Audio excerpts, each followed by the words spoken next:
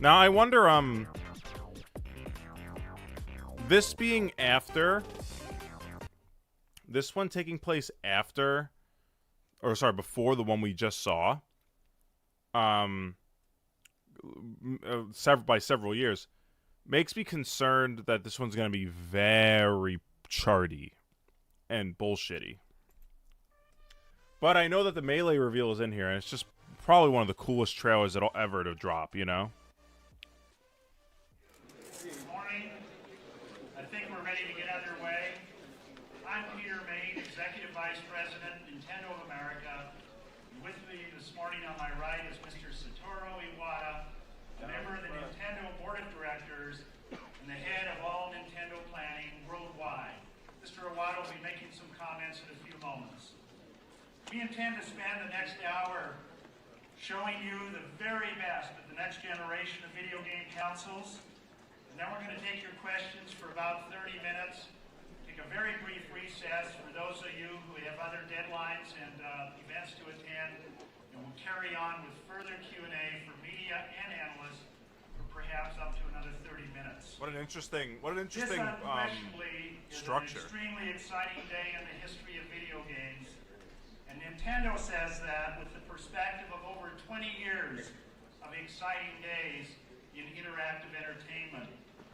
Let me start out this morning by saying that Nintendo is absolutely convinced that both Game Boy Advance and Nintendo GameCube are going to be huge, and I underscore huge, marketplace successes, no matter what any other manufacturer is planning to do. This is due both to the superior nature of Game Boy Advance and the Nintendo GameCube and the games that play on them, but it also is supported with the strategies that underlie them. Inside Nintendo, we often refer to the Nintendo difference, the line you see above me. And at this show, we're going to go public with what that means. It's essentially four components. First and foremost, a tight, non-stop focus within our company on innovation. Secondly, an absolute fetish for quality. Thirdly, the creation and ownership of world-famous franchise characters. And of course, fourthly, an incomparable heritage of smash hit proprietary game development. Today, you can look at the worldwide video game business as basically having three components. The first of those, of course, is that true mass market for console gaming, including first-time players, pre-teens, early teens, and a growing number of parents, and all those older players, all the way up to those really old people in their 30s and 40s. This, by far, is the backbone of the business, over 80% of the tonnage, and an area that Nintendo has traditionally had a stronghold on. The second one, of course, is the targeted console market aiming at the avid players in their late 20s, or late teens and early 20s. And we may have been a little less aggressive with this group in the past, but as you're going to see here today, and on the show floor starting tomorrow, Nintendo clearly has this game in their game sites now. And then finally, of course, there's the handheld sector, a full 25% of the worldwide video game business, and the only segment, I might add, that has shown growth over these past 2 years. And as you know, Nintendo just doesn't have leadership in this area. We have absolute ownership. If there's any doubt about the future of this category, it's been answered with Game Boy Advance. In Japan, as you know, we launched on March 21, and in just the 5 weeks till April 30th, we have sold through an incredible 1.6 million pieces of hardware and 3.1 million pieces of software. It's an absolute smash hit. And get ready, America, because here it comes on June 11th, just 26 days from today. We already have pre-sale orders in excess of 200,000 units. We're set to deliver 500,000 pieces on day one and another 500,000 in the 2 weeks following that. And while that probably is not going to meet full initial demand, Nintendo is planning on shipping 24 million pieces of Game Boy Advance to retail in the first 12 months following its launch. And of course, our Shut launch up, Travis, software and shut the hell up, America Cold includes Soup. our smash hit Super Mario Advance and F-Zero Maximum Velocity, along with another 15 to 16 licensee games. And all of that supported with a fully integrated launch budget of some $20 million, fueled with over 10,000 displays already installed at retail throughout the country, incredible promotions, saturation TV, print, online, outdoor, all under the marketing banner of Life Advance. But I know the real reason you're all here today is the worldwide debut of Nintendo GameCube.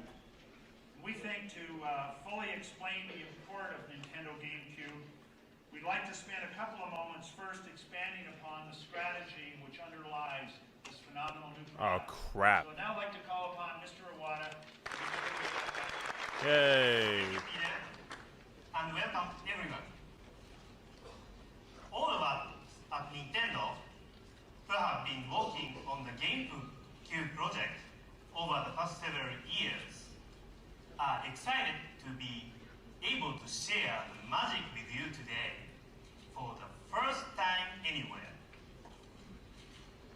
Nintendo has strong views on how we should run our company. We consider ourselves, above all, a game-based entertainment company. We believe other people who make video game systems see themselves first as technology companies. This is an important distinction.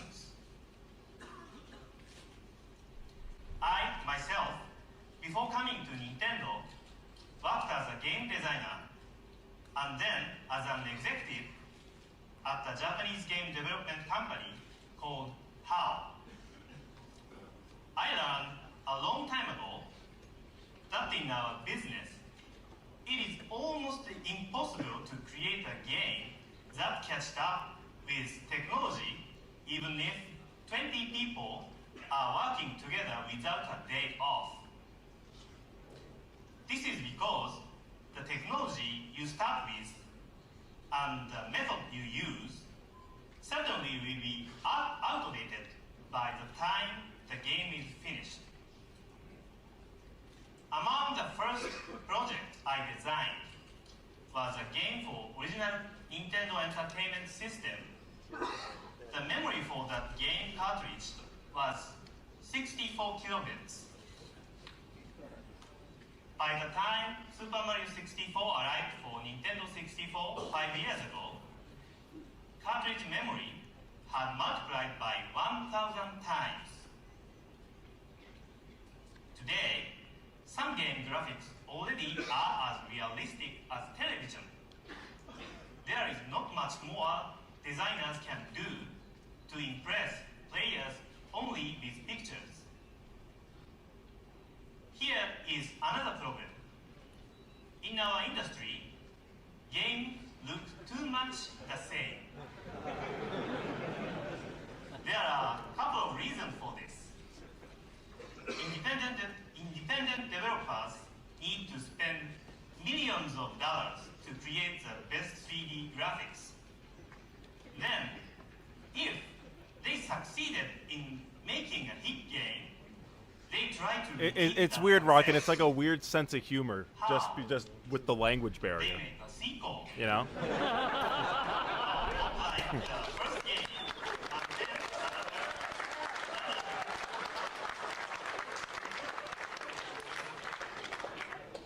and to pay back their big investments, understandably, they market all these sequels on every major platform. And while this is happening, many competitors are copying the design of that one hit game. So we have identified 3 clear trends.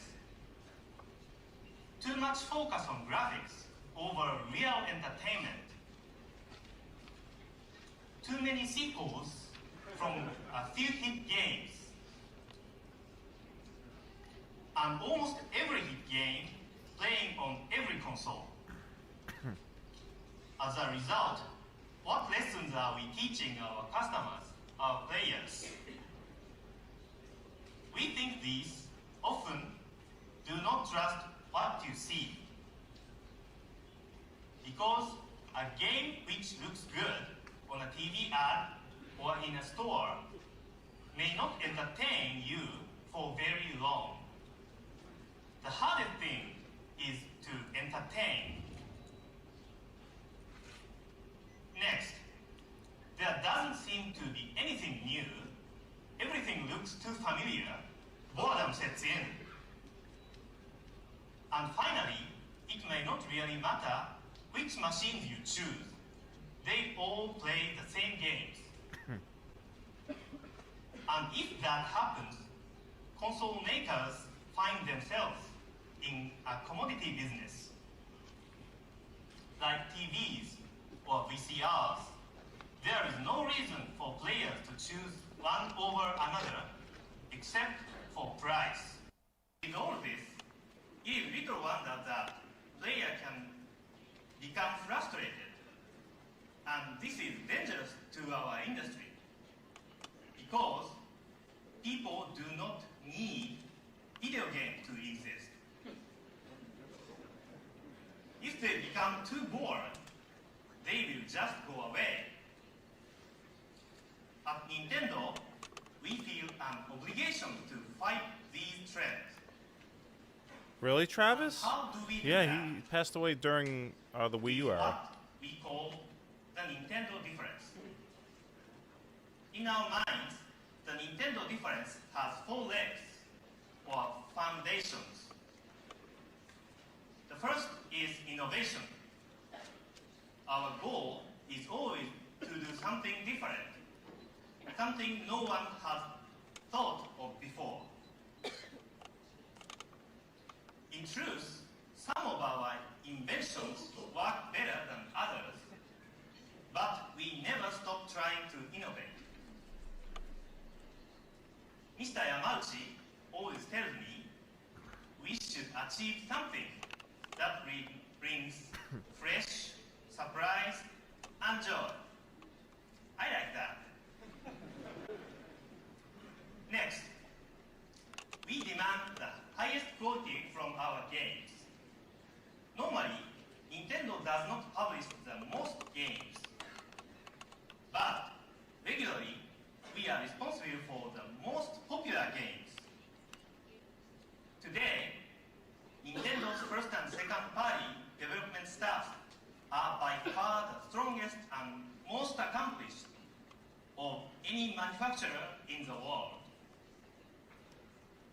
This includes talent at firms like Rare in England, Retro and Left Field in the United States, Silicon Knights in Canada, and HAL, Creatures, Game Freak, and Intelligent Systems in Japan. Just as importantly, we create and expand the world's most popular video game characters and franchises. Hey, some good renders. Yoshi with the tennis racket. Donkey Kong. Fat Pikachu. Yes, Pokemon. Are entertainment names known around the world.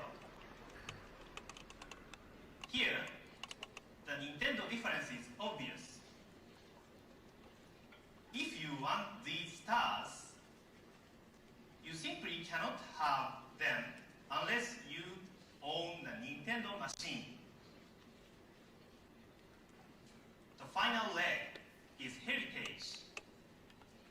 This year, we are introducing our 4th Nintendo home console, and every one of them has succeeded around the world. And of course, Game Boy has outsold any other game machines ever. I believe we know more about I don't know a reversible. what makes great games It looked like a Mario than 64 one. anyone else. Like a concept art. This is why Nintendo succeeds. This is the Nintendo difference. In our view, we are only an entertainment company. But we are working to become the best entertainment company anywhere. And to introduce you to what is unquestionably the best pure video game console ever developed, I have the honor of introducing the world's best pure video game creator. Ladies and gentlemen, welcome Nintendo's own Shigeru Miyamoto.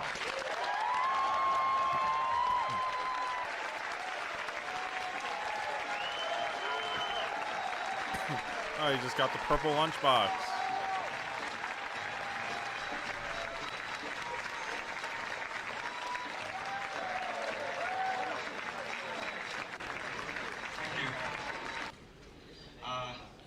Let me introduce you to our new baby.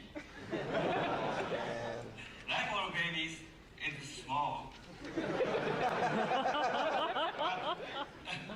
it will make a lot of noise.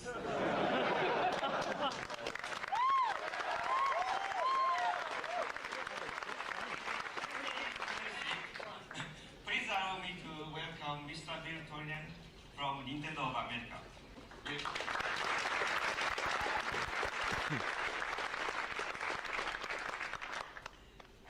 我々このゲームキューブで within Nintendo どんなキャラクター We've had a lot of discussion about which of our most popular characters should be ready to appear in games when Nintendo GameCube comes to market. We think we've got a great answer. Take a look. Oh shit. Oh shit. What a way to drop it.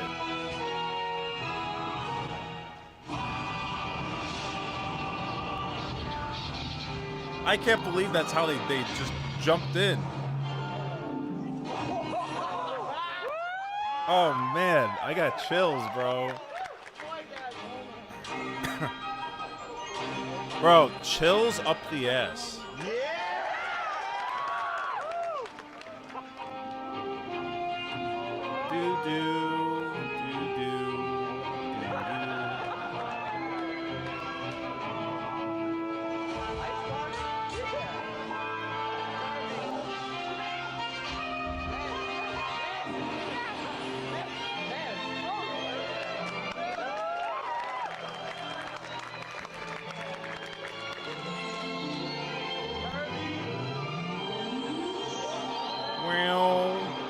Ding, da, ding, ding, ding.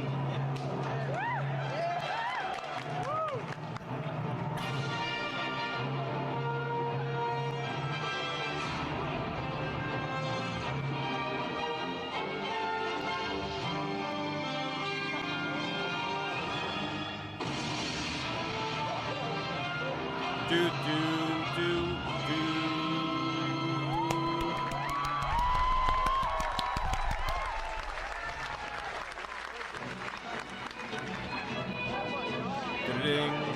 Oh my god, such a good fucking reveal. I also like not to break the immersion here, not to talk like we're in 2025, but we've seen the Melee opening hundreds and hundreds and hundreds of times, right? Like seeing the little differences in the reveal trailer from the final trailer in the game, like the not having the Yoshi Blung or Link not doing the up B. Just even in this montage, there's some moments that are like not really replicatable by normal means in the game usually. Like this camera angle, those zombies there, maybe out of boxes. Different pummel.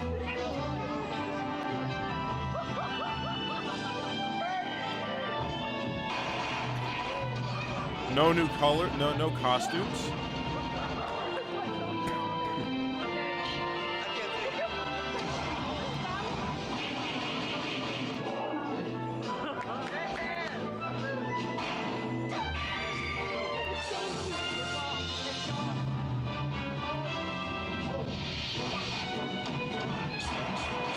Fox with Falco laser.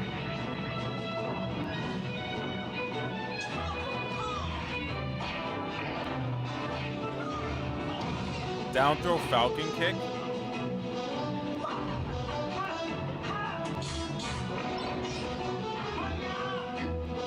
What a Firefox angle. Well, irreversible, I guess it really wasn't. I mean, it was big, right? But it was still like as as cool of a reveal this is, right? It's still very primitive times for Nintendo 3D games, right? This is only the second Smash Brothers, you know? I mean, 64 was a hit. I don't know, like, what the top-ranked N64 games are sales-wise, but I'm sure it's up there, right? And also, this is the good thing about games like these is it's an opportunity to have multiple different IP involved, or I guess like as many different Nintendo properties as possible. That's why they were like, we don't know what we were when we were looking into what character or which characters we should have on our new game system. We think we have an answer. It's Smash because it's all characters. It's like widely appealing.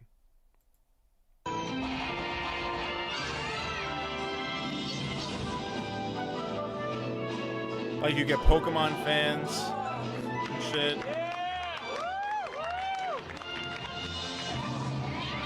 Yeah, well, Liam, this is the reveal. This is when it was revealed. It's not necessarily a stage as much as it is like a private room. Trophy.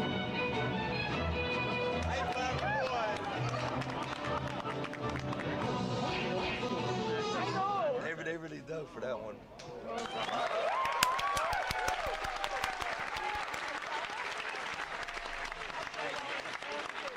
15 years later, I slammed this bag.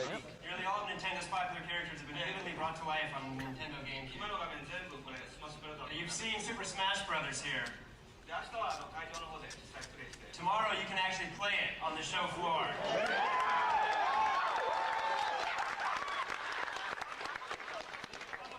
We're going to continue to make games like this for Nintendo GameCube, the kind that you can play with your friends and your family. Now we're going to take a quick glance at our next game. It's the next in the Mario series. Oh my god, banger after banger. Oh my god, a Scooby-Doo game?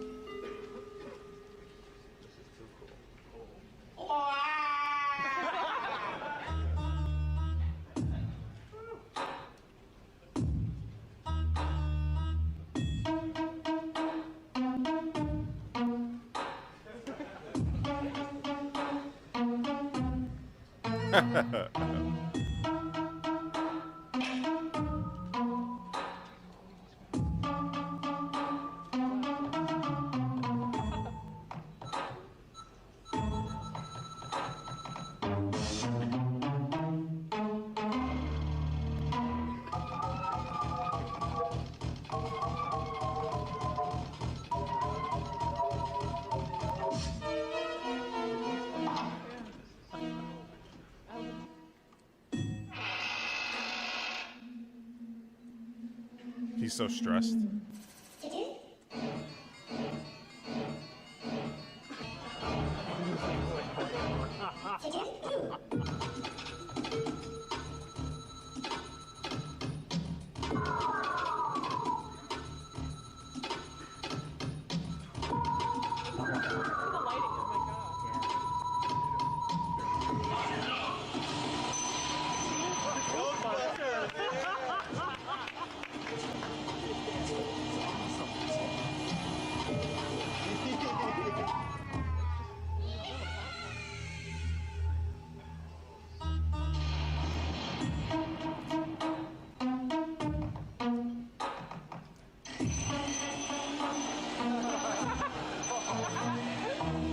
What an interesting trailer.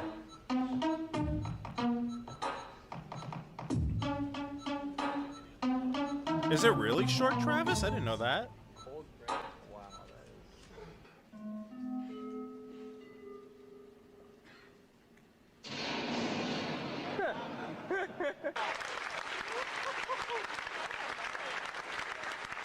Wow, interesting. Maybe we'll do that one day. There's a reason for this. Luigi won this mansion in a contest. When we went to see this mansion, he found that it was haunted. And Mario, who should have gotten there first, was nowhere to be found. And what's worse, there's a suspicious-looking doctor telling Luigi he needs to get rid of all the ghosts to save Mario. Now, using this game as an example, I'm going to introduce the GameCube controller. Yeah, definitely. This is the standard controller. And this one is wireless. This is the Wavebird. You should be able to use this one up to 30 feet away, but I'll say 15 feet for now just to be safe.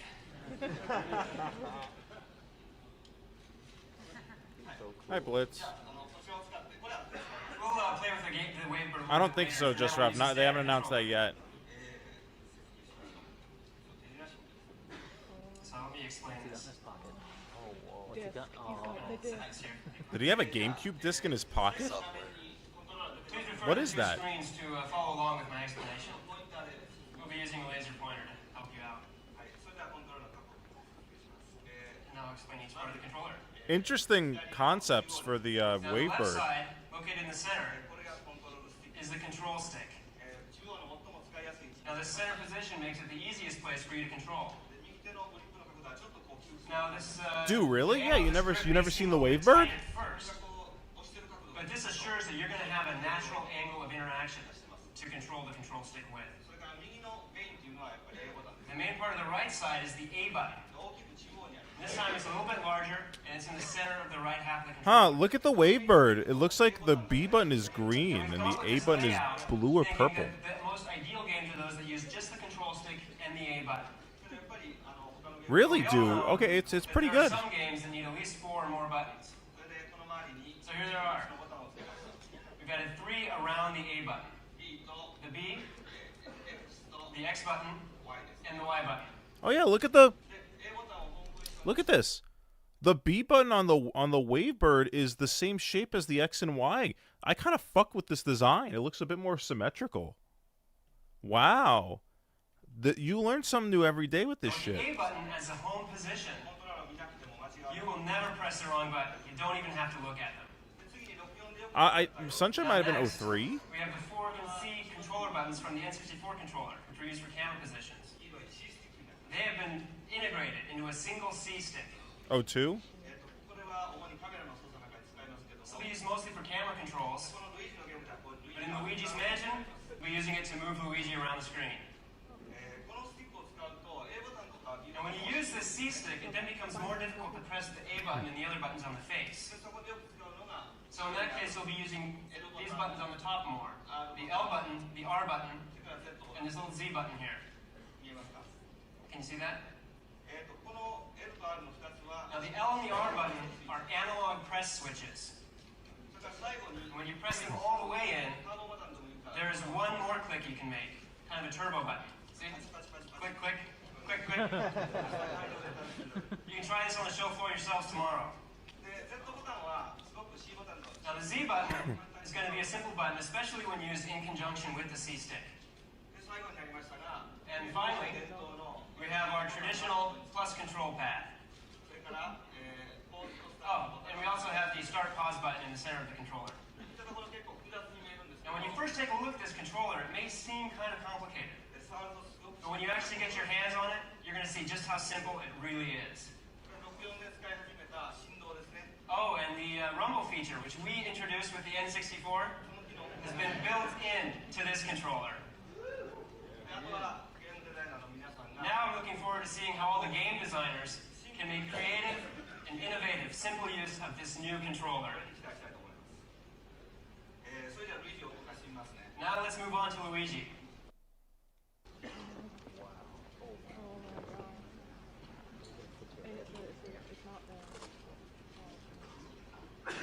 What I have here is a hot-off-the-press Luigi's Mansion game disc. Wow, hot off the press. It's tiny. But yeah, nothing to Even play if it you on. take pictures, you're not going to see the game.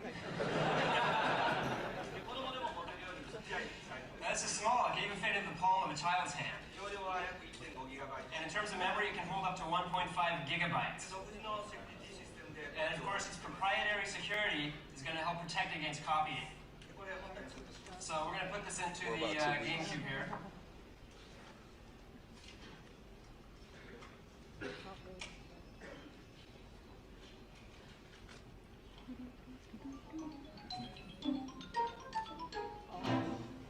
Awesome.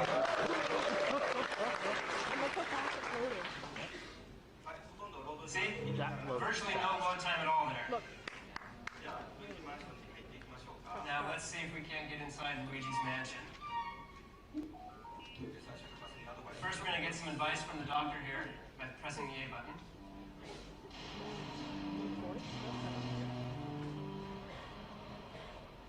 For those of you who have played this game, is this just about what like the end game looked like? Because I never played this.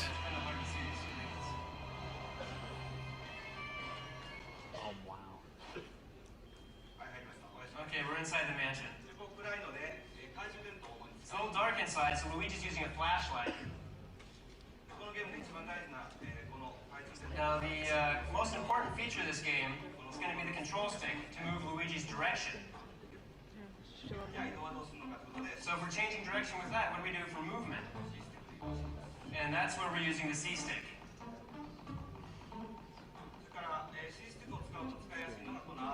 And as you're using the C stick, it becomes more easy to use the R button. And that's used to control the vacuum. And of course we also have that turbo. Okay, let's go into this hallway here.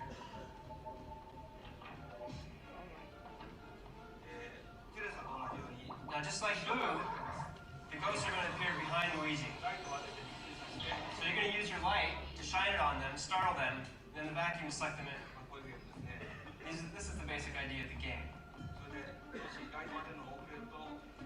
Now if you shine the light on them two-way, you're going to get screwed. Is this the first real instance of Luigi just being a scared little bitch boy? Flash the light, and at that moment, suck them into the vacuum.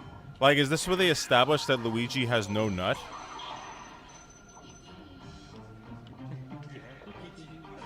This is the kitchen here. Oh, the TV show. Yeah, you're right.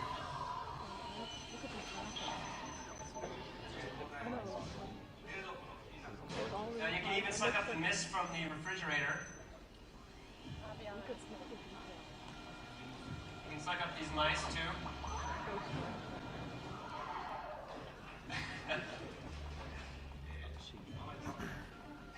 I'm not very good at this game yet.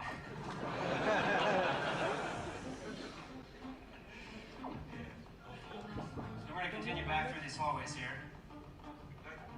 And again, if you shine the light too long on the ghost, it's just going to disappear. It makes me think that this game was the idea was conceived as just like almost a tech demo-y way to use the dual stick controls. You know?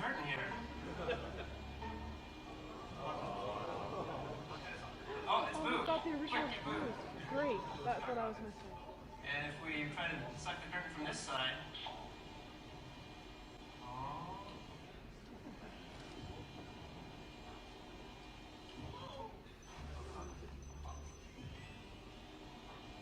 Oh, we opened it, but What a tease. there's no one there. Reflection. Watch the mirror. Watch the mirror. Also in this game, we use the L button. You're not going to see these features on the version we have on the show floor tomorrow. So today's kind of a sneak preview. But see, you can spray water out like this. And it's analog, so you can spray a lot of water or just a little bit. Cool. We're not using the other buttons a whole lot in this game. But you will be able to play this tomorrow on the show floor. So I hope you'll enjoy these kind of creepy lighting and shadow effects that we've put on the GameCube here. So take some time tomorrow to take a look at it. Oh, there is one more thing about the controller. I was forgetting that.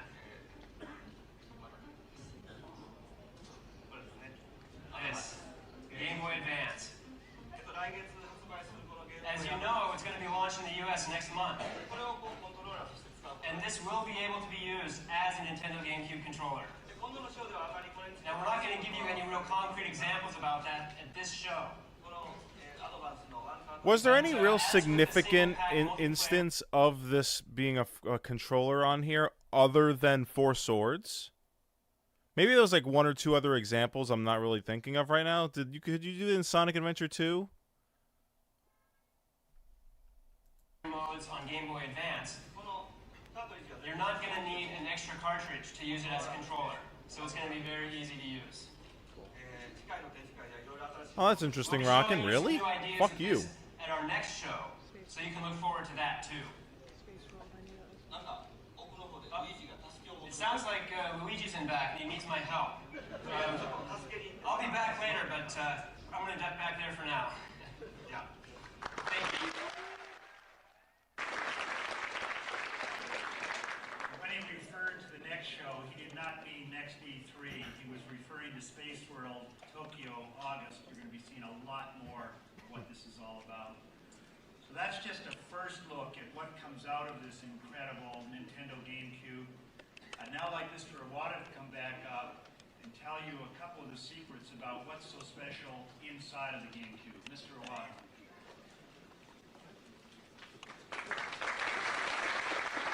Thank you. There is one more important example of the Nintendo difference I would like to address.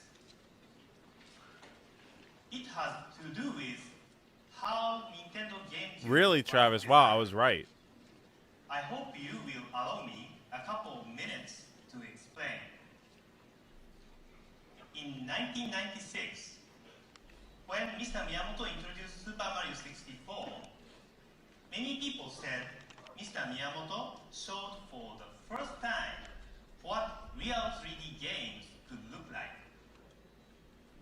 But at the same time, Mr. Miyamoto and his team became the first people to fully understand how difficult programming in 3D can be.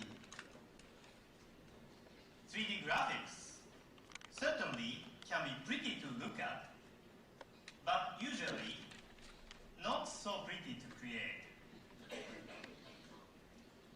For developers, they are complicated, time-consuming, and very expensive.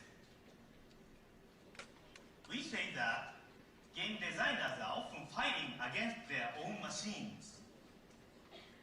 And the more time they spend fighting machine, the less time they can devote to concentrating on what is really fun or unique about the project. And their struggle means added costs and profit concerns for publishers. With Nintendo GameCube, we wanted to help developers overcome these problems to create a truly developer-friendly console. Here's how. 3D pictures are created in what is commonly called a pipeline, with several different functions performed separately.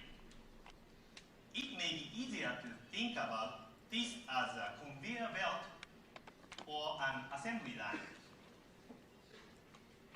Creating 3D graphics has always meant overcoming delays or bottlenecks in the technology.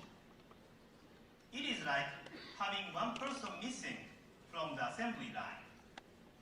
All work will slow down or stop.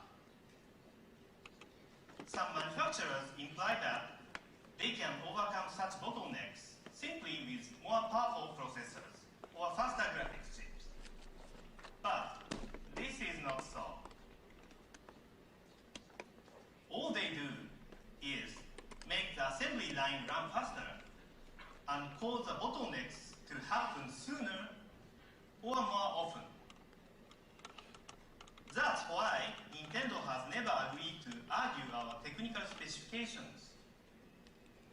We do not quote a figure for peak performance, as others do, because this only measures a machine's ability to draw a type of empty polygon that would never appear in a game.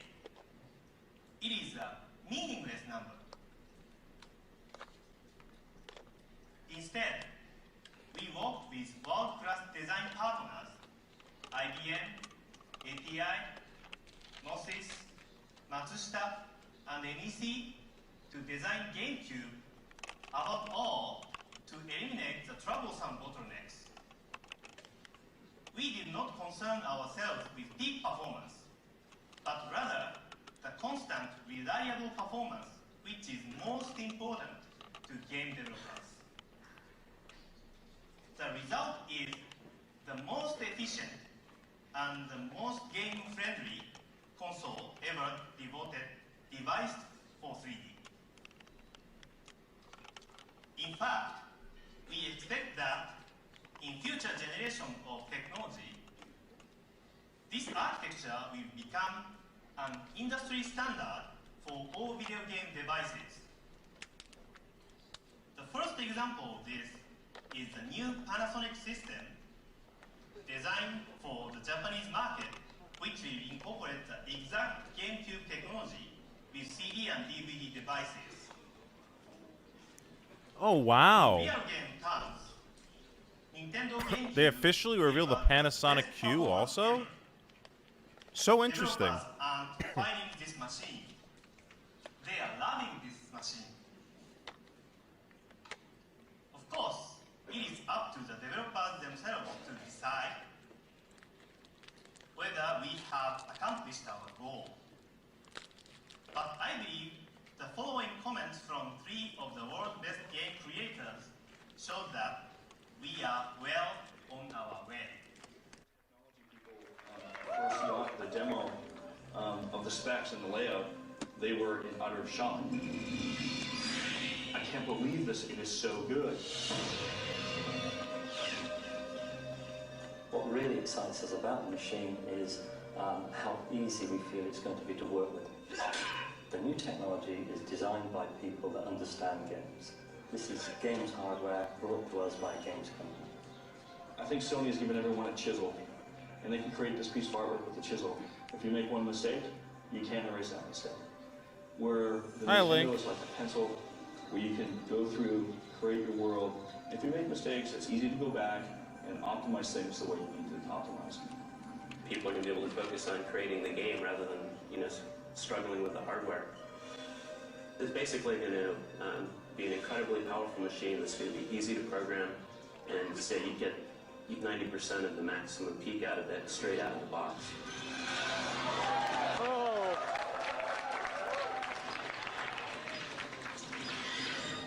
You're not going to have to sit there and worry about coming up with the technology and milking the hardware that'll allow you to create great games.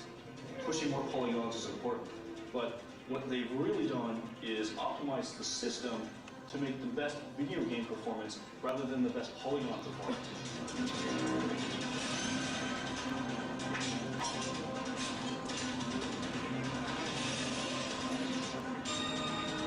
We're telling stories like we've never told before, and all of the ideas that we really wanted to convey, we can do this with the new technology.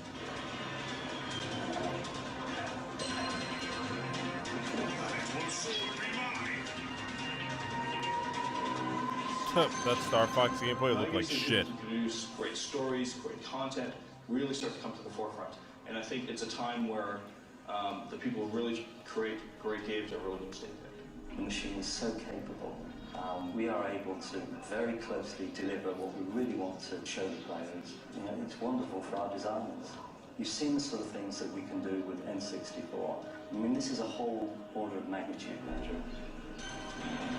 This is the first 3D platform that really will give us the ability to show you what we want to show. The graphics people saw how the technology guys reacted, started talking to them and said, so what does this mean we can do? And then when they found out, their eyes lit up and you could just see them starting to drain.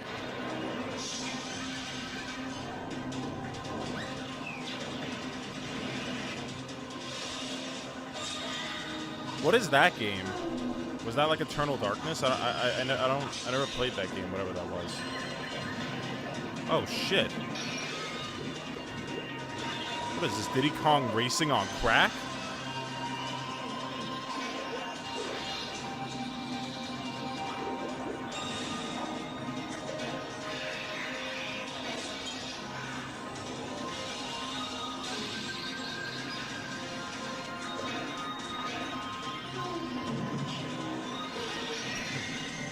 We're going to create these worlds that are just going to blow people away. GameCube, Game Sphere.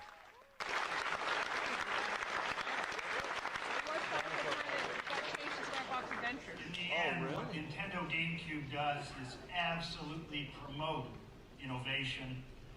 And there's nobody that's been spending more time innovating than Mr. Miyamoto himself. You saw some examples with Luigi and certainly Smash Brothers.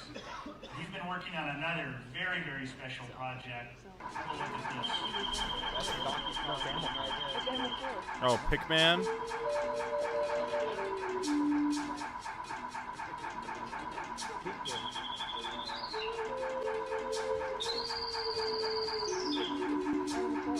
Is everything just a tech demo in this conference?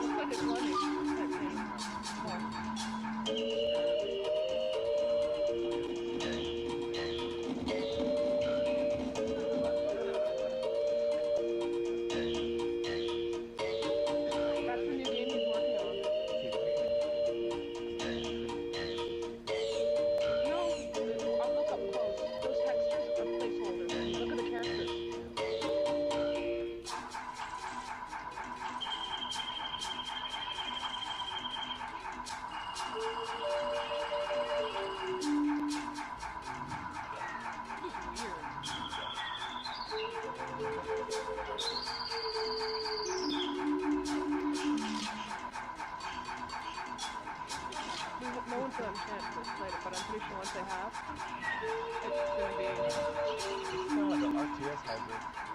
Well, I don't know. He's working on a new genre. It exists.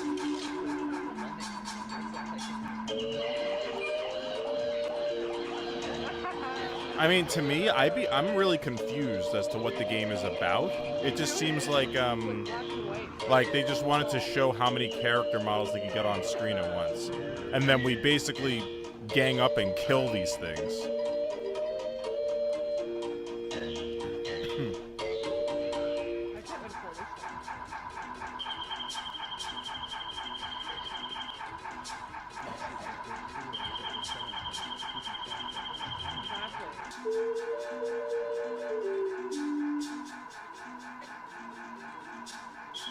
They don't know what I wouldn't know how to react to this.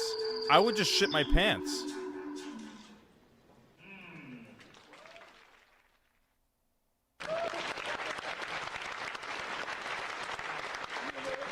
You're right, Sonny. Good idea. I know there's probably a few out in this audience who were more than a little mystified when you first saw Pokemon, but it turned out okay, didn't it? I think we should have the creator of this, Mr. Miyamoto, come back out and give you some of his real insights into what that game's all about. Please welcome him back. Is he gonna be wearing a fucking Pikmin hat?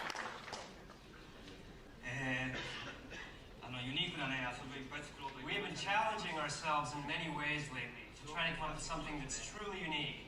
But it's really difficult.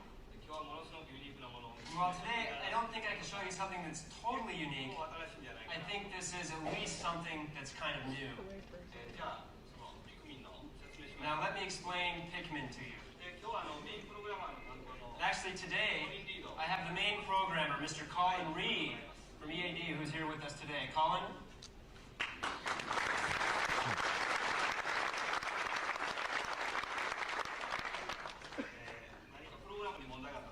So if there's any problem with the program here today, it's Colin's fault.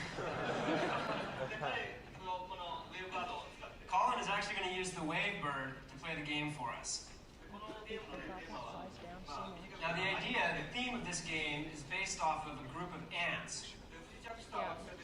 And the main character, he's crash landed on a distant planet. And he's run into these creatures, kind of plant-like. This is him running around on screen now. So he's going to use the Pikmin, travel around the planet, find the parts to his ship, and escape from the planet. That's the story. Now you can see some kind of a sprout there poking up out of the ground. This is a Pikmin. Now the Pikmin, like ants, work in groups. They can also be planted in the ground and grown from sprout to leaf to bud and flower. Now let's pull this pigment out of the ground.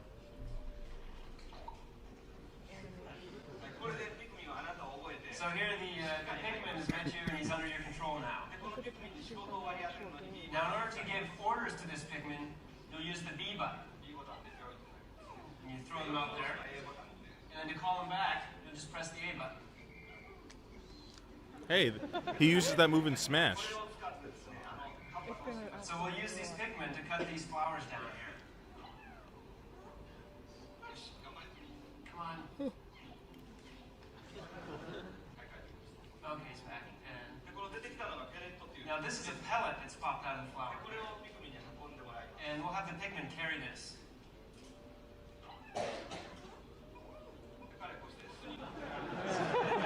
So he's bringing that back to the nest there.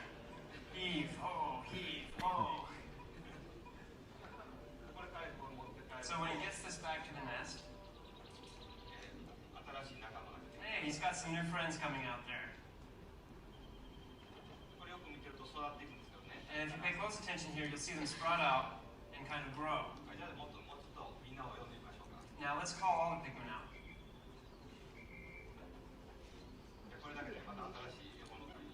Now let's see if we can find something new out here. It looks like these larger ones take a few more pigments. And I wonder how many. Let's try this. Hey, there's a 5 there. That's easy. Let's try it with 5 of them.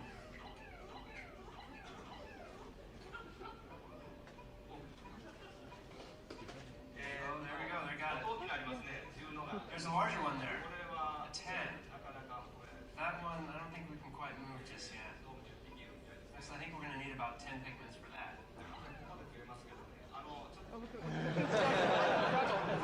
Look at it. Look how rounded they are. Maybe we can get some of his friends to help him out. Maybe there's some red pigments around. Hey, these guys can help out. Yeah, there's a lot of red ones here. Let's get them to help these blue ones out. Is this moving good?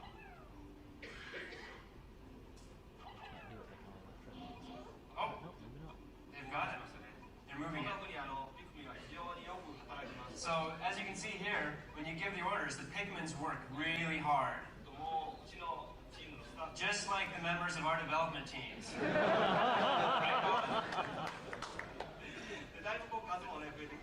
So gradually you're going to increase the number of pigments that you have. I wonder what, like, how did they go about this idea, right? Like, obviously it was like we need to structure a game around how many models we could place on the screen.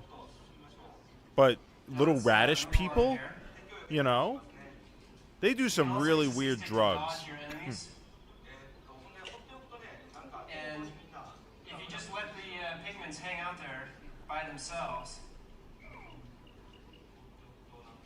oh, you're going to see, oh, they're kind of relaxing there, taking a break. That's also a lot like the members of our development teams. So these guys can actually do a lot of different things. We can take them over here, and they'll climb up these sticks. And we can even grab some blue ones here, and they'll even go and tear down walls and things like that. So as they go and they continue to break down this wall here, they can also, you can have other groups at the same time building bridges or even building forts. They can do a lot of different things.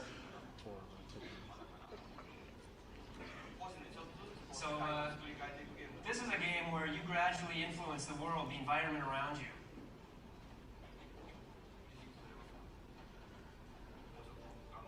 Come on, guys. Come on, keep going. Maybe we can show what's on the other side of that wall. That is just so perfect. So we can use the C-stick and just run them right into these walls and give them work directly. And if you're using larger groups, they'll get the work done a lot quicker. So, and actually when you have a lot of pigment here, you can actually take some and store them back in the nests. It's really easy to do. So we'll come back here to the nest. And right now, it looks like we've got about 13 red ones. Okay, let's send those back into the nest.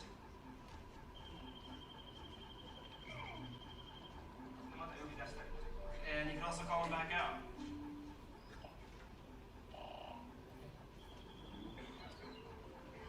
Slide down the poles. No, I can't believe the detail. So you can actually manage hundreds of pigmen in this way. So we're actually going to go and see the pigments when they actually get into a fight with some of their enemies. But first I want to tell you a little something here. I've recently moved into a new house. And ever since then I've been really busy gardening. So I've got quite an attachment to these kind of plant-like, ant-like creatures. And the three colors of these pigmen actually represent different natures. And as you plant them in the ground and they grow, their different forms, the leaf, bud, and flower, are going to represent different characteristics. Oh, interesting. Now we're back to the game screen here. A lot of yapping in this You conference. can see here the background scenery is very beautiful and very realistic. And we took the resources for these materials from my own neighborhood, from the mountains and the gardens around my house. It's nice. Me too, Sonny. One thing about pigmen is that when night comes, they're going to be eaten by the... See, Jem, I think Miyamoto has to have smoked his, like, he, like, grounded up an N64 cartridge and then, like, snorted the plastic. Attack the enemy from the front, all these pigments are just going to get gobbled right up. It's like attached to his brain cortex. Oh no.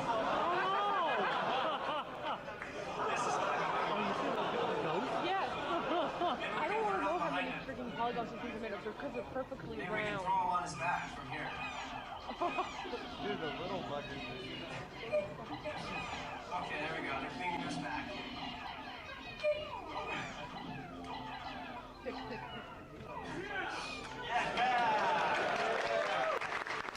Murder. So, tomorrow at the show floor, I'd like all of you to see just how many pigmen you can collect.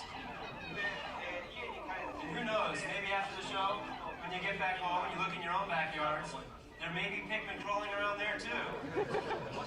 Are they taking his dead body? But if not, you won't have to wait long until they're swarming the Nintendo GameCube launch. Tells me he's growing something else in his back. That's pigmen. Did you know that marijuana and mushrooms are... Colin, he's actually going to have to go right back to work. He's got to finish this game, you know.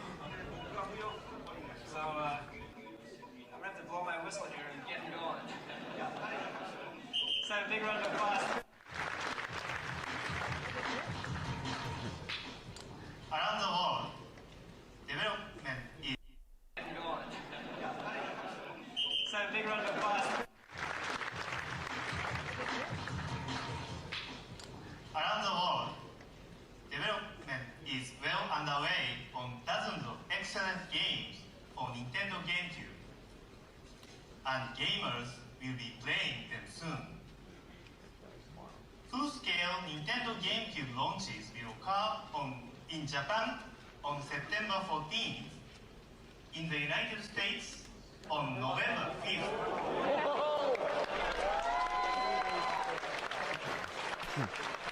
Damn, September 14th Europe early next year. in Japan.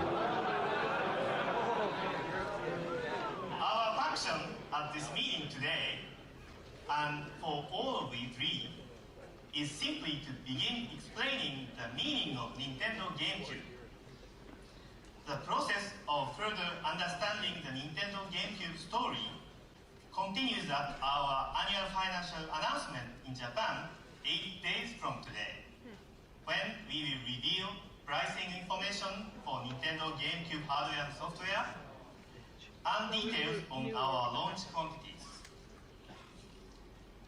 And more innovation will be on display when our Space World exhibition takes place in Tokyo in August. I certainly hope you enjoy your chance to try both Game Boy Advance and Nintendo GameCube on the show floor starting tomorrow. And thank you for having me here today.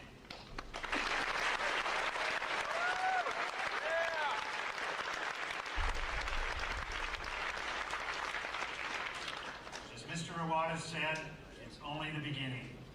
And so in the interest of getting on to the Q&A, we're going to shut down the demos, let you all do that tomorrow, and have you get out and discover for yourselves the real joy of playing the wonderful software that runs on this system. And as he said, if you're looking for more innovation beyond what you're going to see at this show, and you're going to see lots of it here, the big event is last week in August in Tokyo, Nintendo Space World. But for the here and now, remember again, the launch is only 4 months away with that world debut in Japan, followed by the North American launch less than 60 days after. And it's going to arrive with the absolute best lineup of games ever for a Nintendo console, because it's already not a Nintendo console of choice, and it's destined to become the gamer's system of choice, no matter what your playing taste. Here's a sampling of some of the products you're going to be seeing. How do you keep making the greatest games? Whoa. You start with a platform, one that blends power and agility with a singular purpose. You base everything you do on the art of the developer and your true knowledge of the players. Then you make it affordable and available. Add a generous helping of pure Nintendo fun, and you call it GameCube.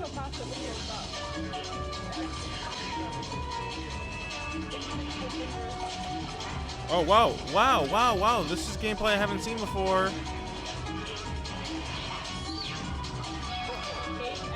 This isn't from the opening or the trailer. Some of it is, but not all of it. Wow. Oh, very interesting. Hold on.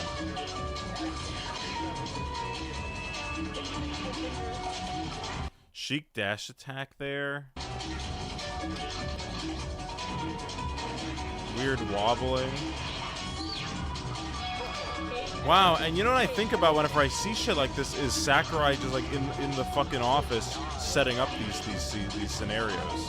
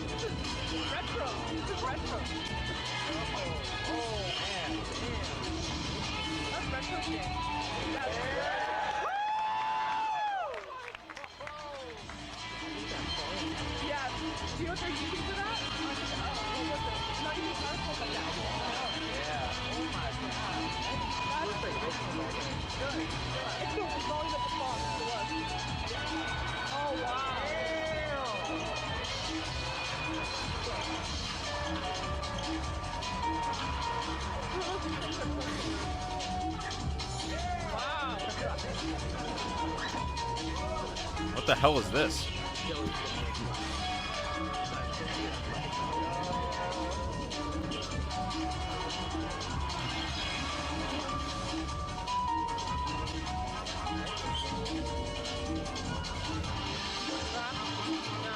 Shut up, Cold Soup.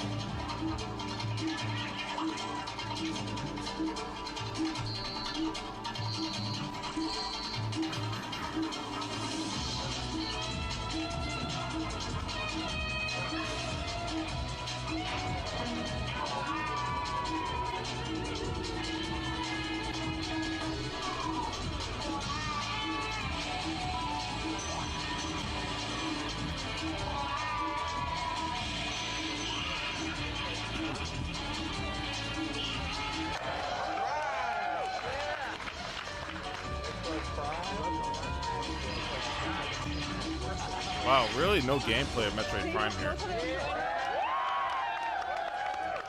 Wow, what a shitty demo of Mario Kart here.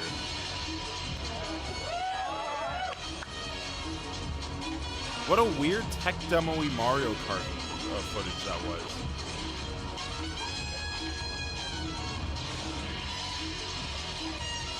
cameo, that's what it was.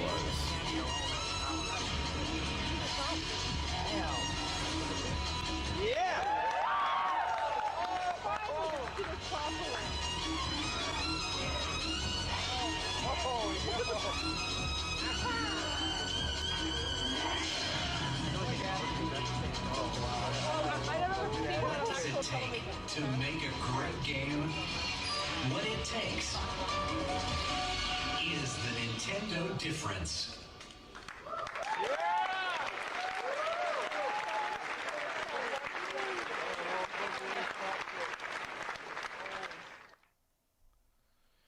Honestly, like, for how significant 2001 was for Nintendo, that was kind of a really, like, that conference dragged on a lot of yapping. And what they show, like 3.5 games, 3 full demo, like 3 full like deep dives, and then like a montage of just like really like prototypey footage, which is like interesting to me because it's like 25 years old almost, right? So it's just cool to see. But like otherwise, like I don't give a fuck. Like, and in 2001, I'd be like, I guess right. Like if I took a time, if I was this age in 2001 and I saw it, I'd be hyped because it's new. But like otherwise, it's just kind of like a lot of the pacing was, you know, whatever. No, Sea Drum Sunshine wasn't there, and I think an important distinction is this was a private event for investors and media as opposed to like a stage presence and like a public facing event. So, you know, they didn't really need to show much.